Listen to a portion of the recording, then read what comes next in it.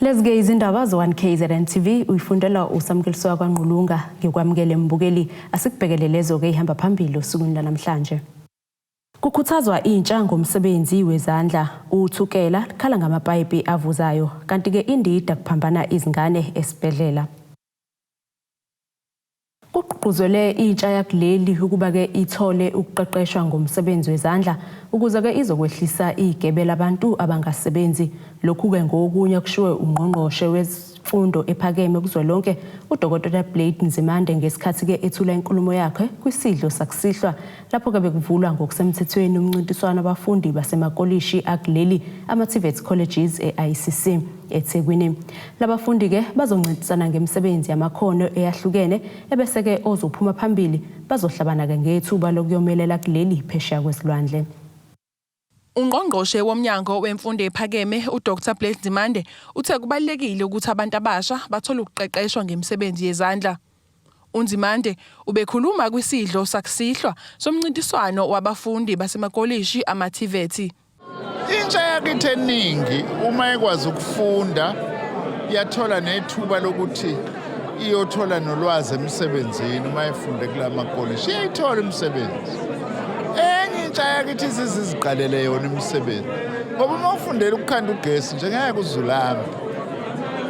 Ngisho kuthiwa uqashiwe ungakwazi ukuthi uziqalele wena into yakho ukwazi ukuyokhanda ugesi. Abakwazi ukulungisa amapayipi bakwazi ukuyolungisa amapayipi, abakwazi ukuweldela ukushisela bakwazi ukuyoshisela zonke lezo zinto. Umqondisi walomnyango uDr Nkosinathi Sishi wachaza ngomncintiswano. Many of them already have medals that they've won in the continental competitions. But because South Africa has got multiple other diverse skilled areas that are not featured kule competition yase continent. Sibone ukuthi sibanike ithuba lokuthi bazoveza amakhono wabo in our own country in preparation for world competitions. Usihlalo wekomiti lemfundo ephakeme ePhalamende lezwelonke uNompendulo Mkhatshwa uthi intsha yakuleli kumele ikwazi ukukhiqiza izinto zayo. Young people being able to use their skills in manufacturing their own products is so important. I mean, earlier on I spoke about hair, right? I mean, why does Rutos that caters for like black Afro natural hair have to be so expensive, right? When the majority, I mean, we were born with this type of texture of hair, yet it's so expensive. Also the sensitivity around our scalps. On the one hand, we're going to need, in that particular scenario, we're going to need biologists and whoever to assist us with which plants to use to create these products. Lo mncintiswano uqale ngoLwesibili kanti uzophethulwa ngoLwesihlanu. Ezindabeni ze1KZNTV ngu-Ayanda Dube ngibika ngiseThekwini. Umasipala wesifunda uthukela usuzwakalise ke ungenami ngokuvuza kwamapayipi asabalalisa amanzi kanye nalawo ke athutha indle njengoba kusola ukuthi ke lokhu kwenziwa ngamabomu ngabasebenzi ngoba befuna ke ukusebenza isikhathi esengeziwe. Lo masipala kusho kanje ngesikhathi ke ithimba lihambele lokushini lasezakheni eMnambithi nokuyilapho komonakalo omkhulu kakhulu osekugcina ke kuphazamisa nomphakathi ukuthi ke uthola amanzi. Ukuphazamiseka kokusetshenziswa kwamanzi komasipala bangaphansi kwesifunda uthukela sokwenze ubuholo obusha kumasipala uthukela basola isenzo samabomu abathi senziwa abasebenzi ngemva kokuthi lezi siphathimandla zivale ukusetshenzwa kwesikhathi esengeziwe phecelezi okuyi-overtime ngoba bethi kudliwa imali kodwa izinkinga zamanzi azilungiswa.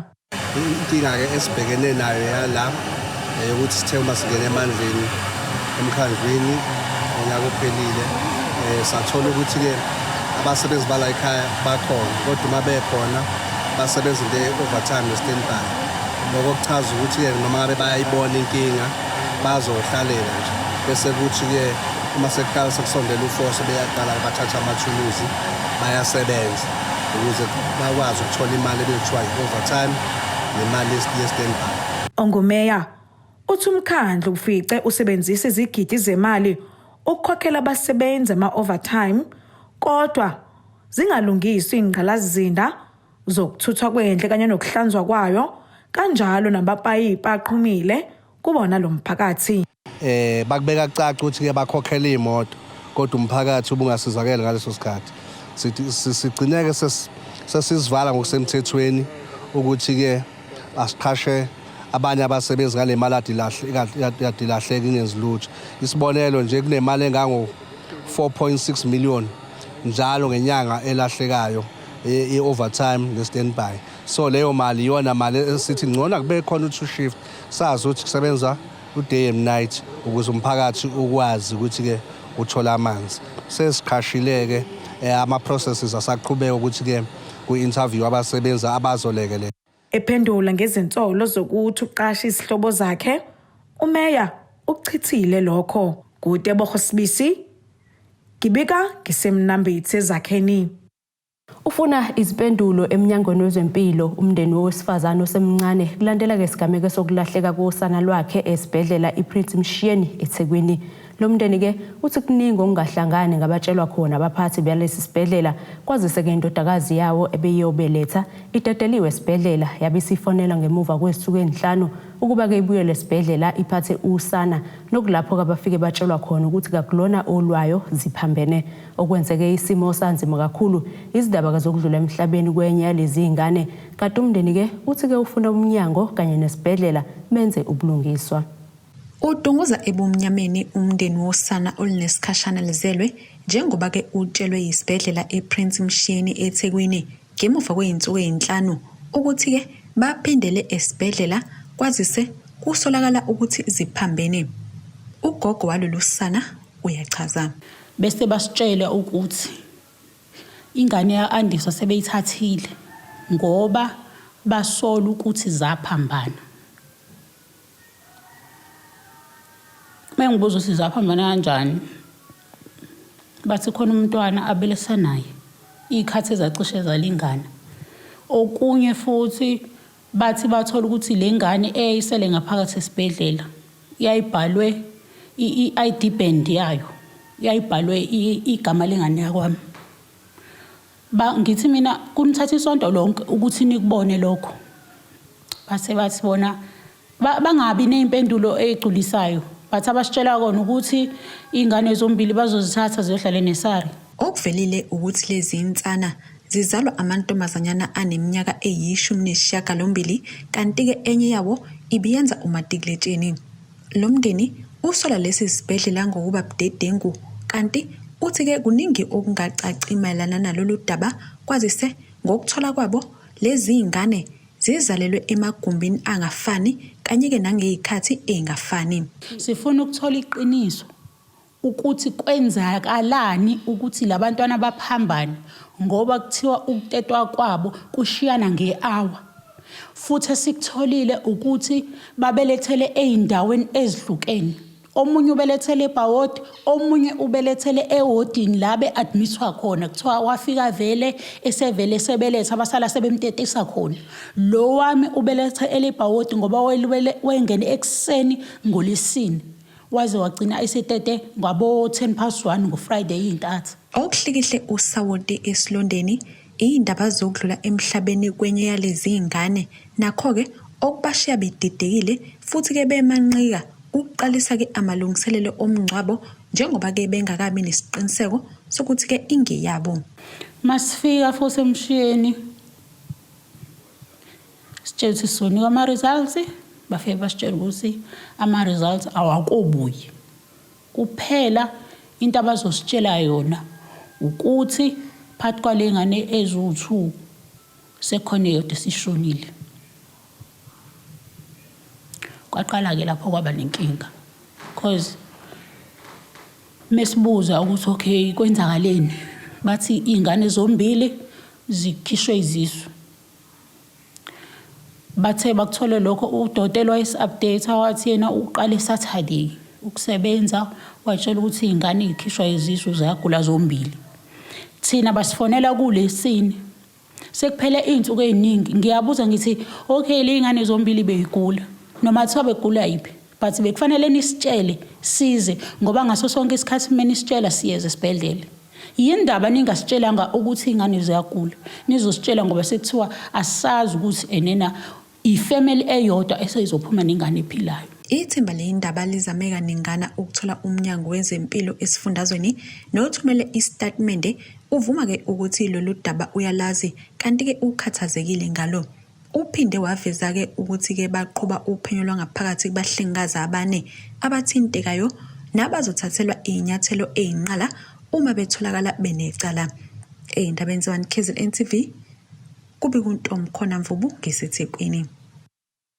Umnikazi wenkulisa ishayamoya community crash uGugumbata uthi ke babhekene nengwadla yokungaholi izinyanga ezintathu bengothisha basezinkulisa ngaphansi kwesifunda iKing Cetshwayo kulandela ukuthi ke basuswe umnyango wezokuthuthukiswa komphakathi bafaka ngaphansi komnyango wezemfundo. Ekhuluma ke neziko lezindaba uthi ke bakhethe ukubhukula babambe imashi nokuthula bahambise ke uhlu lwezikhalazo kubaphathi bomnyango wezemfundo ngaphansi ke kwesifunda iKing Cetshwayo. Othisha bezinkulisa ezahlukene ngaphansi kwesifunda iKing Cetshwayo babamba imashi nokuthula bahambisa uhlu lwezikhalo kubaphathi bomnyango wezemfundo ngaphansi kwalesi sifunda. Labo othisha bakhala ngokungaholi izinyanga ezintathu seloku basuswa kumnyango wezokuthuthukiswa komphakathi bafakwa ngaphansi komnyango wezemfundo. Ekhuluma neziko lezindaba omunye wabanikazi bezinkulisa uGugumbatha onenkulisa ishayamoya community crash uthi bebengalwi kodwa bebeletha uhlu lwezikhalo. Emva ukuthi ke usithathe uDepartment of Education lokhu siqalile ukuya kuomhla ka1 asikaze siyithola imali evela kubona. Sase sihlela ke ukuthi ngosuku lanamhlanje asihambe siyobonana nezikhulu zakhona. Sifikile kwa Department of Education sabathola bonke abaphathi bephelele basizwe isikhali sethu. Kahle kahle ke singabaphathi base King Cetshwayo ama crash besihambise imemorandum. Ngenhlahla ke bayimukelile no umphathi wama ECD uMr Manzi ubekhona yamukelwa no acting director imemorandum yethu uMrs Nzama oactile edistrict. Ubese veza ukuthi enye izinselela ababhekene nayo ukuthi njengoba bengayitholi imali naba bakwazi ukukhokhela abasebenzi futhi izingane zibhuqwa indlala. Inselelo esibhekene nazo bafowethu kubenzima kakhulu ngoba singo supervisor nje emacreche ethu kunabantu abasebenzayo kunezingane ezibhuqwa indlala ebezingadli. Sikujabulele kakhulu ke ukuthi lolu suku lube impumelelo ngoba imemorandum yethu ibino 7 days esibanqumele wona ukuthi sithole impendulo. Sizoya phambili ke bafowethu mangabe kwenzeka umnyango ngoba uyivumele wona ukuthi uzokwenza konke esicelile. Kuzobe lapho ke sesiqoka amateki sekuyimash. Omunye othisha nongumnikazi wenkulisa imkhamango crash uthi ziningi izinselela ababhekene nazo. Ezinye baziqaphele sebefakwa ngaphansi komnyango wezemfundo okubala ukukhokhelwa kwezingane ezincane ube unesibalo esiphezulu sezingane ozinakekelayo.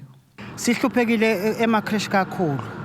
Into abayenzile mawunezingane ezu120 abayikhokheli zonke ingane bakhokhela ingane ezu53. Asiyazi lenye imali ukuthi ishonaphi ngoba phela uhulumeni wathi ayiqoqwe ingane zineswe zinakekelwe. Asiyazi ukuthi lenye imali ishonaphi. Ithimba lezindaba licele ihhovisi lomnyango walo ubambe njengomqondisi kumnyango wezemfundo ngaphansi kwesifunda iKing Cetshwayo ukuba liphawule ngalolu daba kodwa lenqabile ukukhuluma nabezindaba. Ezindabeni ze1KZNTV kubikuzamando sicele ngisempangeni. Mbukeli ke asithishelele ezitolo sizobuya siqhubeke nazo indaba zethu.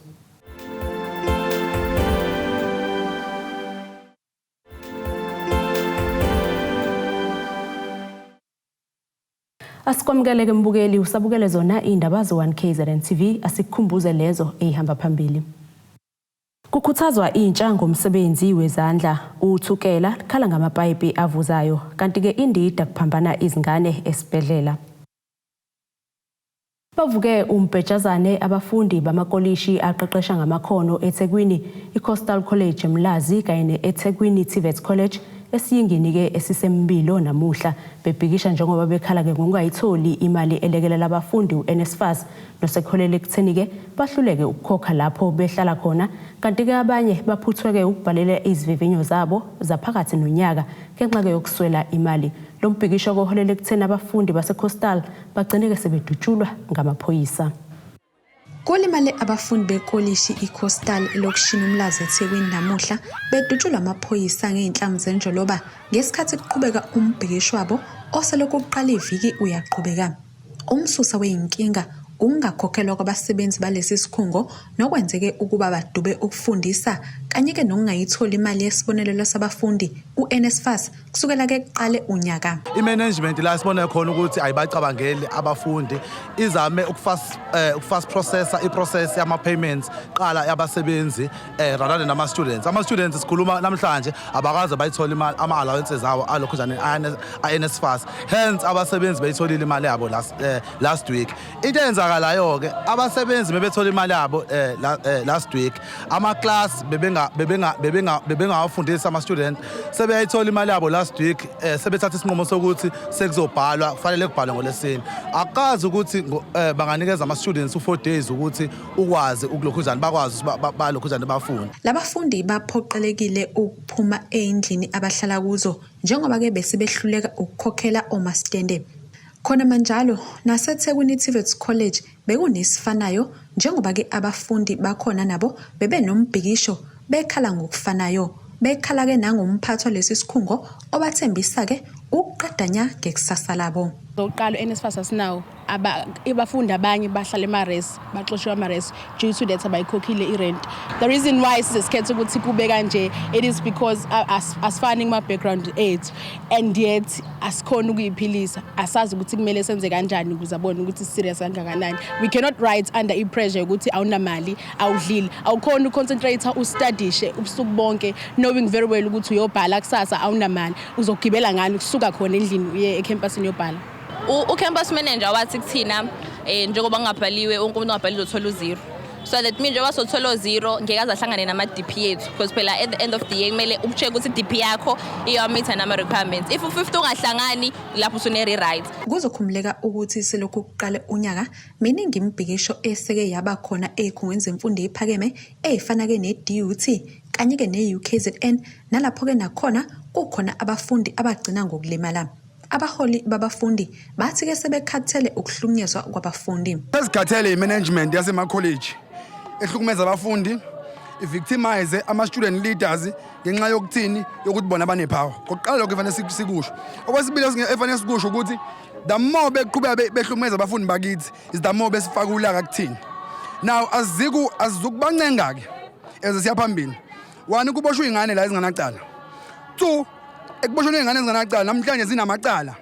Ingane ezingenzanga lutho because imanagement yala ekhaya iarrogant and ayifuna ukulethela abafundi imfuno zabo. We are saying ama-test engane awasethwe ngelevel noma ngendlela laba into abagcina ukubhala ukuyifunda. Ngeshwa kulombhikisho kulimale kabi umfundi eshayiswa imoto eMlazi nokuthukuthelise abafundi. Eyindaba WEZANDLA.1KZNTV kubi kuntombi khona Mvubu eThekwini. Inhlangano elawula ukusebenza kwemboni yezokuthuthwa komphakathi yamatekisi iSantaco ithe kuzoba nomehluko omkhulu ukunyusa kwemali yokugibela amatekisini ngenyanga ke ezayo kulandela izinguquko eziningi esezikhona zokunyuka kwentengo kapetrol nodizili. Le nhlangano ke isho lokhu kwingxoxo ekhethekile abenayo nethimba namuhla othongathi ngemuva kokusabalala kwembiko ethi ke basezingxoxweni zokunyusa imali kumabanga ahlukene kulesi sifundazwe. Njengoba lokho iqhubeke njalo, izimemezelo zokunyuka kwentengo yezongibwa phansi obalwa upetrol, udiesel, uoyela kanjalo nokunye. Imboni yamatekisi sekuvela imbiko yokuthi nayo izothatha igxathe laphambili lokuthi inyuse izimali izokugibela kwizithuthi zomphakathi. Ukuzwa kabanzi kongalindeleka kwisifundazwe iKwaZulu-Natal sinabo ubuholi beSantaco kusona isifundazwe sekuvela imbiko la yokuthi ngenyanga ezayo ngase kube khona inguquko kuyimali izokugibela. Sichazele ngalokho. Kuyiqiniso kufanele umphakathi wakithi uqonde ukuthi embonini ezothutha amatekisi sinomgomo okuyiwona wona osibusayo othi njalo enyangeni kaJuly uma iqala imali yokugibela siyayikhuphula. Lokho kuyasilekelela ngoba kumanje ayikho indlela eqondile ekwazi ukusisiza ukuze siqhamuke neformula yokusebenza, kodwa lolu hlelo liyalekelela kona wonke umuntu ukuze sigweme ukushayisana nongqubuzana kuze kube khona ukuthi-ke kube khona ukubambisana ngokuthi enyangeni yokuqala kuJuly usukwini lokuqala kuJuly imali yakhuphuka kodwa ke futhi ke sesithi ke masiyokhushulwa kubalekile ukuthi kube khona ingxoxo eziqhubekayo phakathi kwabagibeli noma inhlaka emela abagibeli ngaphansi kwamakhansela kanye nobuholi bamatekisi ngo-association kuze kuthi ke kugcineni uma sekufakwa amaphepha ukukhushulwa kwemali abantu baqonde leyo nto leyo ingabadidi izidale ukuthi kube khona ibhelu nodlame olungenasidingo kubangwa nje ukuthi imali yakhuphuka. Kubonakala ngazuthi kokanyaka wa-2022 kuzoba khona okuthe xaxa ngenxa yeindleko zika petrol noma niye nikuvezeke ukuthi nina ukunyusa kwena akuyimelana no petrol ingabe nisamlapho simile lapho ukuthi ukunyusa kwethu imali asenzi ngoba kuthi upetrol unyukile namhlanje kusasa bese sinyusa bese kusasa sehlisa kodwa phela ke manje sibheka izindleko zizongala and kupetrol unomthelelo omkhulu ezindlekweni lezi bamba ibhizinisi lethu ukuthi likwazi ukuqhubekela phambili uma khuphuka upetrol asikhumbule phela ukuthi upetrol umgogodla wazo zonke izinto eziyithuthi lokho kokudala ukuthi ke kugcineni uthola ukuthi nama parts ezimoto agcine enyuka nawo lokho bese kuzoholela ekutheni ke thina ke njengabantu abasembonini kuthathwa isinqumo ke sokuthi imali mayizonyuswa mhlambe ngesimo la esothi khona ke iminimum noma la ekuthola khona ukuthi ke asehli ngaphansi kwakhona kuzobe kuyi10 bese siyaphezulu kodwa kukona kukonke lokho kuzobe kubuyekezwa ukuthi ke engakanani inzuzo esiyenzayo idingo ngqangi zokuthi ibhizinisi liqhubele phambili zithini bese ke kuhlalwa phansi kucutshungulwa bese kubonakala ukuthi ke imali engaka iyona engakwazi ukuthi isithathe sibeke ikakhulukazi njengoba sazi ke thina ukuthi amatekisi ayikho imali esithola kuhulumeni ekuxhaso lwabagibeli njengoba kwenzeka emabhasini. Yena ke umnomsane uNtsangaso obhekelela ukusebenza kwehhovisi lembono kuSantaco kusona isifundazwe bekade sichazela ukuthi na kanjani kuzoba khona uguquko kuyimali zokugibela okuyinto eyenzeke njalo ngenyanga kaJuly kodwa akakuvezayo ukuthi okwakulonyaka kuzohambisana kakhulu nezindleko nabo ababhekana nazo kanjalo nokubamba amabhizinisi wabo ukuthi aqhubeke njalo akwazi ukusebenza. Ngudebo Khosibisi ngisothongathi. Uhlalo wenhlangano ebhekele zemvelo esifundeni uGu uMmango River Conservancy uMorgan Naidu uthi ke sebekhathele ukungcoselwa indawo bahlala kuyona ngendle echithekela ke emfuleni abawunakekelayo kanti ke nezikampani asiphezile ukuchitha ama-chemicals kule ndawo. uNaidu ke ubekhuluma neziko lezindaba le1KZNTV enkulumeni ke ekhethekile ngalolu daba. Lo mfula uligugu kubahlali basembango esayidogwini oliseningizimu. Ukungenisa kwamanzi noketshezi lamakhemikhali lidala inhlalo ingabi yinhle neze kubahlali abakhele lo mfula wasembango. All storm water pipes find their way into the Mbango River. And because of that, facing a major issue. The first one is pollution. And that is the pollution from ordinary residents. People who live alongside these tributaries, who walk along the rivers, who throw their dirt, especially plastic bottles, papers, debris, etc., and that goes into the Mbango River. So eventually it ends up in the sea. That is a major problem. And this is a problem because it blocks all our stormwater pipes. And even when the sewer pipes are broken, they find their way into the sewer pipes. uNaidu uthi inkulu ingcindezi yomoya ongemuhle kahle kubahlali nabantu abakhele kulomfula obahaqayo ngenxa yezinkampani ezilahla udodi zichithe nemfucuza kuwo lomfula. We know of that wash their factories, that clean their factories, even when they have breakages, what they are producing actually finds its way into the stormwater pipes.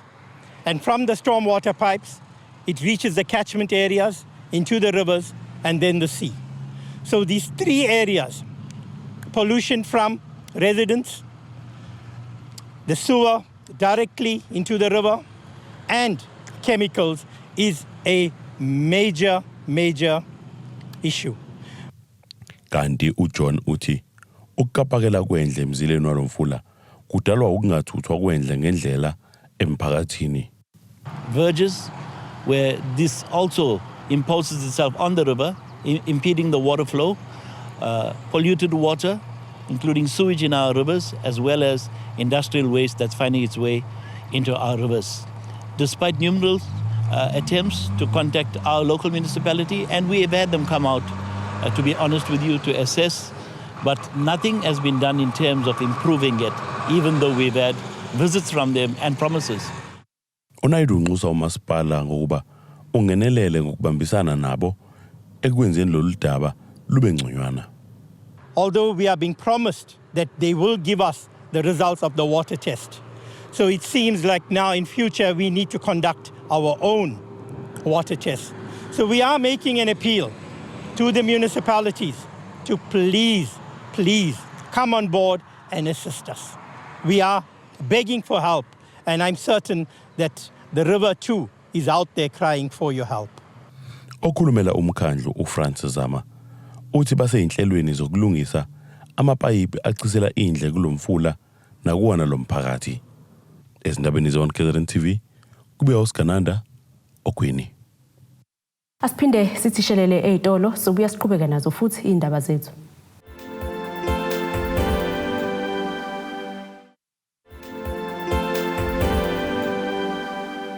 Asiphinde sikwamukeleke mbukelo sabukele zona indaba zo-1KZNTV asikhumbuze lezo esithe zihamba phambili. Kukhuthazwa intsha ngomsebenzi wezandla uthukela khala ngamapayipi avuzayo kanti ke indida kuphambana izingane esibhedlela. Ake sibheke engosini yezomnotho.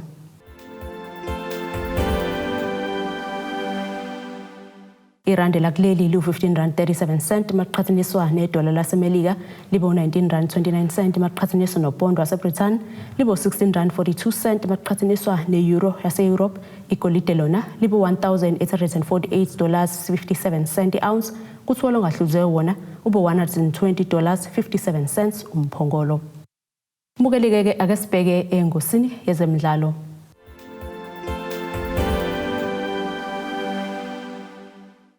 Umgadli ochithwe yiqembu leKaizer Chiefs ngenxa yokungasiphathi kahle ngaphandle kwenkundla uDumsani Zuma ubeka ukuthi ke ayanda amaqembu amgaqeli kulesi sifundazwe saKwaZulu-Natal. Iqembu losuthu olumabheshankone amaZulu FC bekulokhu ke kubikwa ngawo ukuthi ke amfuna uthuli lomgadli kepha muva nje iqembu leRAM kubuka ukuthi ke lingelinye lalawo amdingayo lomgadli. Sokhumbuleka ukuthi ke iqembu leRAM lizimisele ke ukuqinisa isquad salo njengoba ke lizobuyela liyodlala ke nemidlalo ezwenikazi lase-Afrika ngesizini ke ezoqala ngakho ke lidinga ukuba neqembu elanele. Nasike isimo sezulu esingalindeleka.